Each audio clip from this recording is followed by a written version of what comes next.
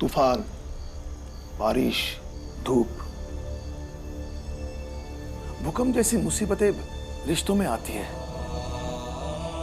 लेकिन मुसीबत आते ही रिश्तों को तोड़कर हम भाग कर तो नहीं जा सकते ना।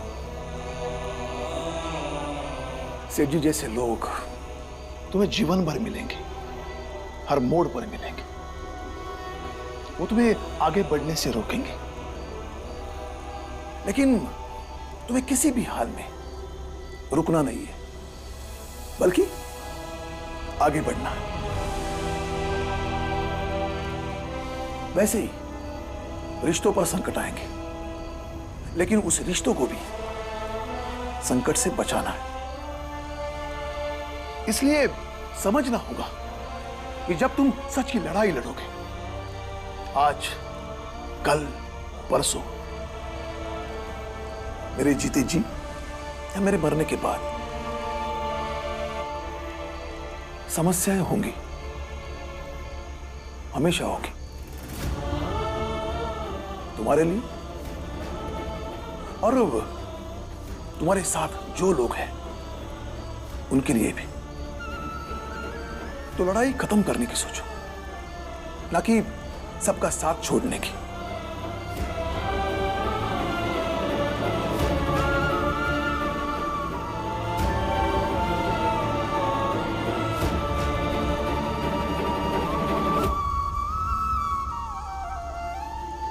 तुम ही सोच लो इसका क्या करना है।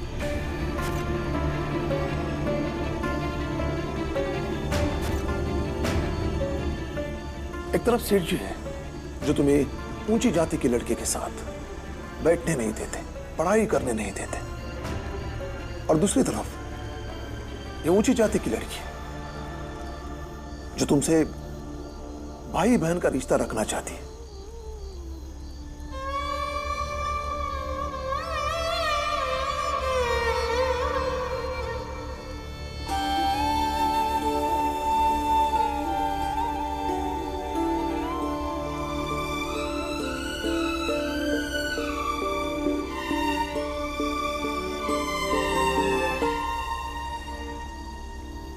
बाबा, दुआने दीजिए।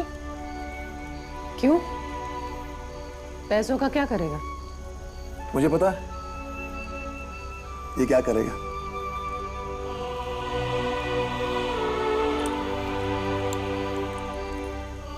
ये ले। खुश?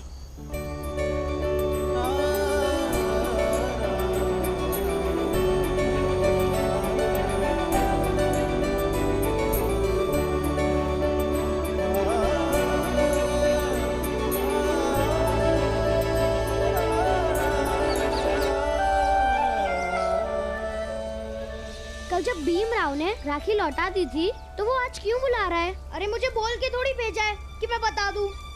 मुझे तो कुछ समझ नहीं आ रहा। माधवी, तू क्यों जा रही है? दीदी, भाई माना है, और अगर भाई बुलाएगा तो कैसे नहीं जाओगी? ठीक है, फिर रोना मत। अरे बाप रे, इतना सारा! क्या है ये सब भीमराव? अपनी बहन के लिए लाया हूँ ये सब। तू क्यों लाया है? कल इतना सुना है वो कम था क्या? माफ कर दो दीदी आप, और बहन तुम भी माफ कर दो। नहीं माफ कर रही मैं। ये मिठाई देने से तुम्हें लगता है कि मैं सब भूल जाऊंगी? ये तुमने मेरी राखी लौटा दी थी। तुम्हारा क्या है? आज बहन बोल रहे हो, कल को बोलोगे हम भाई बहन नहीं रहे। रिश्ते खिलौने नहीं होते जो टूटते जुड़ते रहे। माफ कर दो दीदी आप, गलती हो गई। और गलती का एहसास हुआ तभी तो पापा से दुआ ने मांगी ना, और सुबह सुबह बाजार गया और ये मिठाई खरीदी। और फिर आनंद भैया कहते रह गए कि मुझे एक मिठाई दे दो ना मुझे एक। लेकिन सब अपनी बहन के लिए ले आया, और उसके बदले आप बस डांटे ही जा रहे हैं। इतना सुना ना सुना दो, गलती हुई है सुनूंगा, मगर ऐसे जाऊंगा नहीं। और साथ में राखी भी लाया, और मुझे माफ कर दो और बांध दो।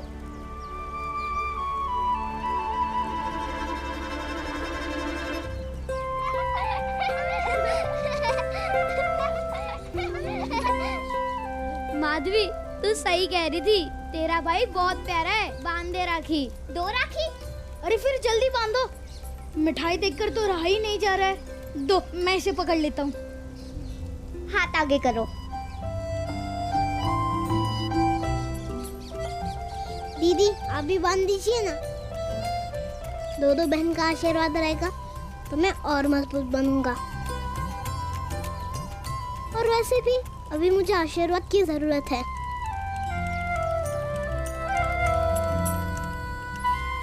और जोर से बांधना, क्योंकि मुझे पूरे समाज से शिक्षा के लिए लड़ना है। जो शिक्षा से वंचित हैं, उन्हें शिक्षा दिलाने के लिए लड़ना है। चाहे वो छोटी जाति के बच्चे हों या बड़ी जाति की लड़कियां, सबको पढ़ाई की जरूरत है। उन्हें पढ़ाई दिलाने के लिए लड़ना है। और फिर मेरी दीदी को छुप छुप कर पढ़ने की जरूरत नहीं पड़ेगी। वो सबके साथ स्कूल में बैठकर पढ़ेगी। भीमराव, मेरा आशीर्वाद है कि तुम अपनी लड़ाई में विजय प्राप्त करो। फिर समाज की हर लड़की तुम्हें ऐसे ही दुआ देती रहेगी भीमराव, कि तुम अपनी लड़ाई में जीतते रहो।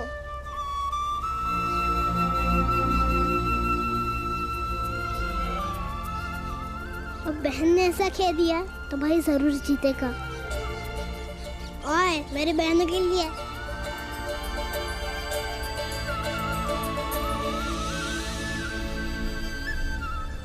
गुरुजी, हमें तो मजाक लगा था मंगेश, लेकिन गुरुजी ने तो सच में इस्तीफा दे दिया।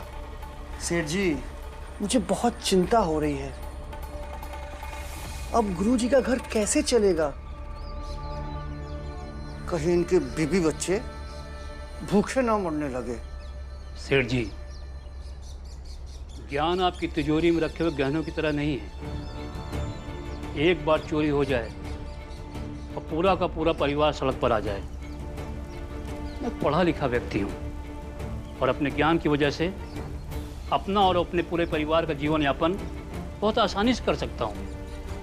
आपको शायद पता भी हो, सतारा के कुछ सेठों का बही खाता भी मैं देखता हूँ, और उससे जो आमदनी होती है ना, उससे हमारा गुजारा बड़ी आसानी से हो सकता है।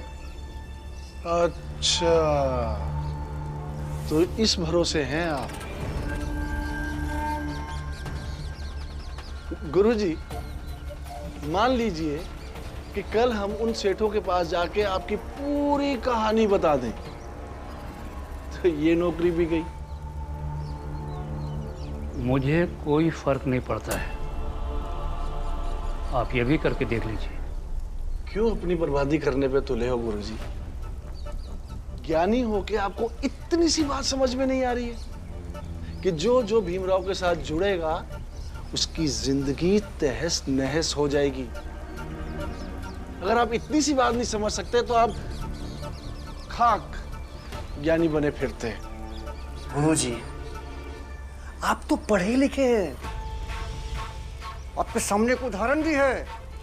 सेठ जी के बेटे को देख लीजिए। फिर आपको समझ नहीं आ रहा क्या? शांत हो जाओ मंगेश, मैं तो देख ही लूंगा। आप लोग भी जरा पीछे मुड़ के देख लीजिए।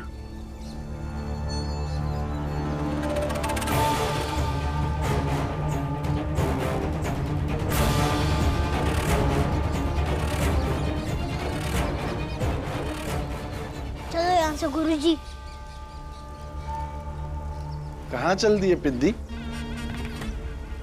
बोल तो तू ऐसे रहा है जैसे अंग्रेजी अफसर की तरह सेना तैयार करेगा। हाँ तो सेना बनाएंगे, जरूरतमंद लोगों की और आपसे पीड़ित लोगों की। और उस सेना की ताकत किसी अंग्रेजी सेना की ताकत से कम नहीं होगी। और हाँ सेठ जी, आप तो स्कूल का चक्कर लगाते ही रहते हैं, तो अब रोज लगाना शुरू कर दीजिए, क्योंकि इसी विद्यालय से अब सतारा का नया सवेरा उगेगा।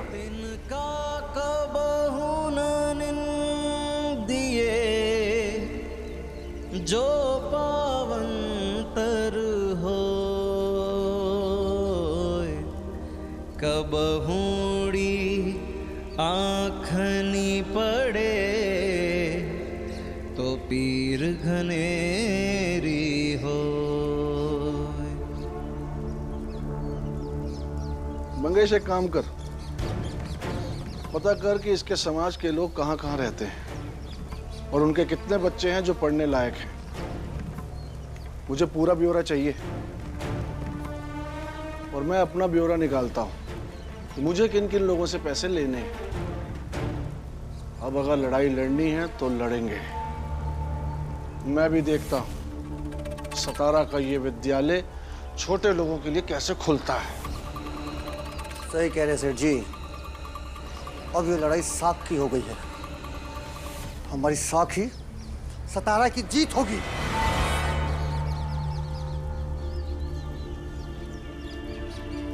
नमस्ते गुरुजी। नमस्ते गुरुजी। नमस्ते नमस्ते। नमस्ते काका। अब हमने बच्चों को पढ़ने भेजिए। हाँ, भीमराव की तरह अगर दूसरे बच्चे भी विद्यालय आएंगे तो क्या विद्यालय में किसी और को जाने ही नहीं देंगे? और अगर कोई जाने की कोशिश करता भी है तो ये बड़ी जात वाले उसके हाथ पैर तोड़ देंगे। ऐसे कैसे तोड़ देंगे? अगर हम सब लोग मिलकर अगर प्रवेश द्वार तक पहुंच गए ना, तो हमारी ताकत से कोई ना कोई रास्ता तो निकल ही आएगा जिससे प्रवेश द्वार खुला जा सके। देखो भीमराव, तुम्हारी वार्ता में दम होता है, लेकिन हम लोग हमेशा उनसे संघर्ष नहीं कर सकते। और फिर जो हम काम करते हैं वो काम तो हम बिना पढ़े लिखे भी कर सकते हैं। अब गली मोहल्ले की साफ सफाई और उसकी गंदगी साफ करने के लिए पढ़ने लिखने की भला क्या जरूरत है? जरूरत है, क्योंकि तभी लोगों के मन की गंदगी साफ हो सकती है। आप समझ सकते हैं कि आपको भी इंसान होने का हक है। आप उन्हें समझा सकते हैं कि आप लोगों को भी इंसान होने का हक मिलना चाहिए। इसलिए भीमराव जैसे कह रहा है ना, संघर्ष करने के लिए आप लोग कीजिए, ताकि आपकी आने वाली पीढ़ी को संघर्ष न करना पड़े। और अभी आप लोग जो अपने हक से वंचित हैं ना, आपके बच्चों को उस हक से वंचित ना होना पड़े। समझ रहे हैं आप लोग? और आज तक आपको उनकी गलियों से, कुओं से, मंदिरों से, घाटों से और विद्यालयों से दूर रखा जाता है। हम धर्म का कार्य करते हुए भी धर्म का हिस्सा नहीं है, लेकिन शिक्षा ग्रहण करने के बाद हमारे साथ ऐसा करना कठिन होगा। और अगर आप लोगों को मेरे दोस्त भीम पर विश्वास है तो कृपा करके भेजिए। अपने बाप को मैं संभाल लूंगा।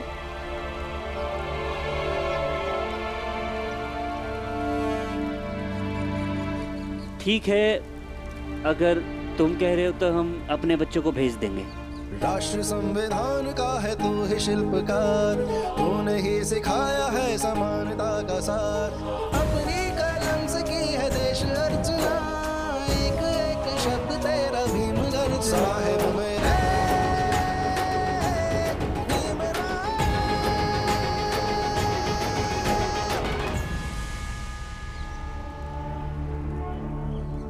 सुनो, तुम लोगों ने कुछ समय पहले मुझसे पैसे उधार लिए थे, उसका सूद अभी भी बचा हुआ है। चलो निकालो पैसे। सूद? लेकिन सेठ जी, पैसे तो मैं दे चुका हूँ। अरे बेवकूफ, वो मूल था, सूद अभी बाकी है, और अब सूद मूल से ज्यादा हो गया है। अरे यकीन नहीं होता तो खाता देख लो। मंगेश, खाता दिखा इसे। देख, ये देख, लगा हुआ है ना अंगूठा इसमें तेरा। पर ये मैं कैसे समझ सकता हूँ? मैं थोड़े ना पढ़ा लिखा हूँ। तो फिर हम जो कहते हैं वो मान लो और निकालो पैसे। देख, अंग्रेजी पुलिस आएगी, उल्टा टांग के मारेगी फिर। चलो पैसे निकालो। देखिए सेठ जी, पैसे तो नहीं है मेरे पास, कैसे चुका पाऊंगा मैं? कोई बात नहीं, सेठ जी जो कह रहे वो मान लो, जान बच जाएगी, फिर आराम से पैसे देते रहना। क्या चाहते हैं सेठ जी? कुछ खास नहीं, वो जो अंबेडकर गुरुजी और भीमराव आप लोगों को समझा के गया है ना, उनकी बातों में मत आना। अपने बच्चों को विद्यालय में मत भेजना, बस। याद रखना।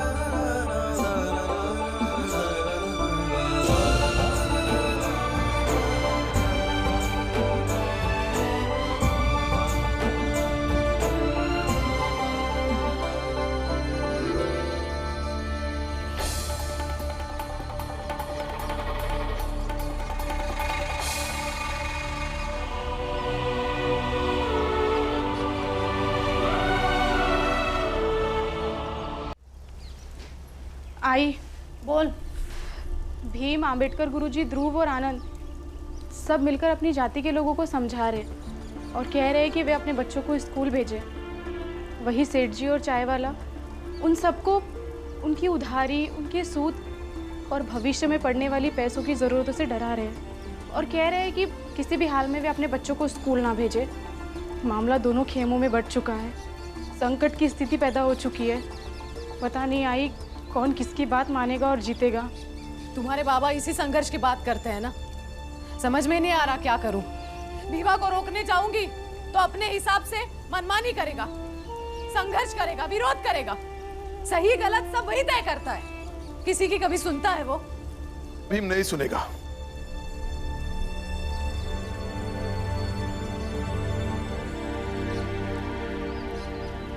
बल्कि उसकी सही बातें पूरी दुनिया सुनेगी। गांव में 2 खेमा बना है, अच्छी बात है। हार और जीत का फैसला एक बार में हो जाएगा। ये सब करने से जिसको चाहे जो मिलता हो, जिसकी हार हो, जिसकी जीत हो, ये सब करके मैं अपना बेटा नहीं हार सकती। भीमा बाई, अपनी चिंताओं से और ममता से भीम की मंशा को कमजोर मत बनाओ। आपने ही तो जीवन भर कहानियां सुनाई हैं हमें।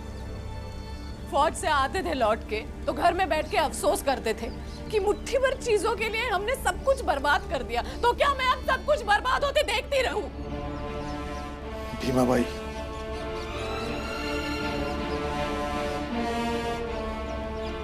वो संघर्ष नहीं है। संघर्ष सिर्फ पाने के लिए है। और मैं भी नौकरी से कुछ दिनों के लिए छुट्टी लेकर आया हूं ताकि अपने बेटे की लड़ाई में उसका साथ दे सकूं। क्योंकि पढ़ाई के प्रति उसकी जो अवधारणा है उसे मैंने ही बनाई है। इसलिए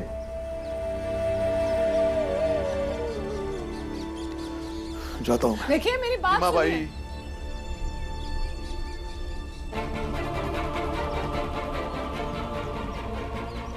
भीमा बाई, मंजुला की शादी के मसले में मैं तुम्हारे साथ था, लेकिन इस मसले में मैं मेरे बेटे के साथ हूं क्योंकि मैं उसका बाप हूं। और सबसे पहले मैं एक हक की लड़ाई लड़ने वाले योद्धा के साथ हूं।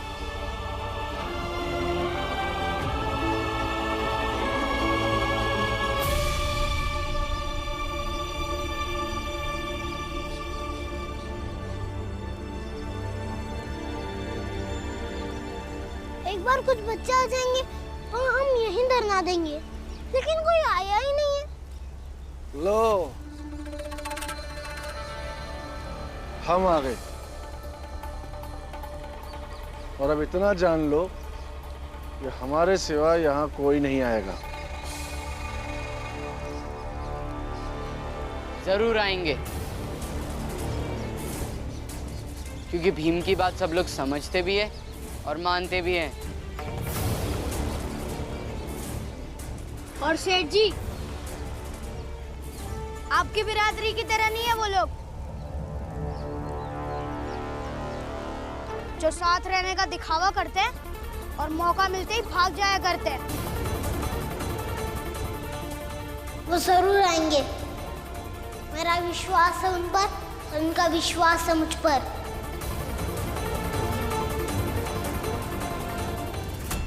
तो ठीक है, करो इंतजार।